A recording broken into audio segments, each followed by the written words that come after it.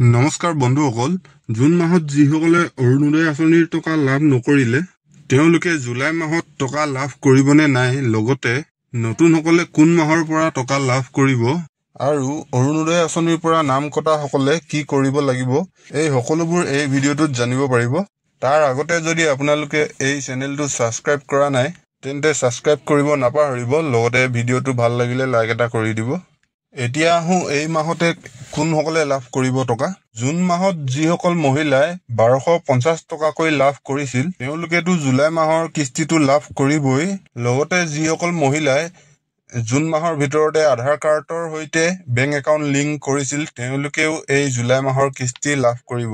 কাৰণ বহুতো মহিলাৰ আধাৰ কাৰ্ডৰ সৈতে বেংক একাউণ্ট লিংক নথকাৰ কাৰণে জুন মাহৰ কিস্তিটো লাভ কৰা নাছিল, লগতে KYC আপডেট নকৰাৰ কাৰণেও বহুতো মহিলাই জুন মাহৰ কিস্তিটো লাভ কৰা নাছিল।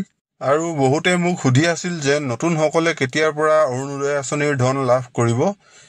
যিহেতু অলপ দিন আগতে মুখ্যমন্ত্ৰীয়ে কৈছিল যে অহা 10 ছেপ্টেম্বৰ তাৰিখৰ পৰা 40 লাখ মহিলাক অৰুণোদয় আঁচনিৰ ধন মুকলি কৰি দিয়াৰ কথা কৈছিল।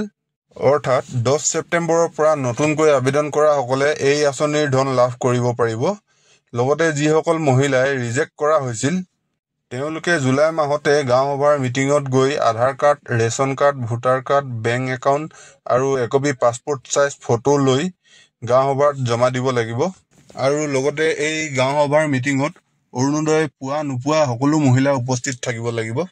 আৰু অৰুণোদয় আঁচনিৰ যিকোনো আপডেট অহাৰ লগে লগে আপোনালোকে এই চেনেলটোৰ জৰিয়তে সকলোবোৰ ইনফৰমেশ্যন পাই থাকিব। তাৰ কাৰণে আপোনালোকে চেনেলটো ছাবস্ক্ৰাইব কৰিবলৈ নাপাহৰিব। ভিডিঅ'টো আজিলৈ ইমানেই, ধন্যবাদ।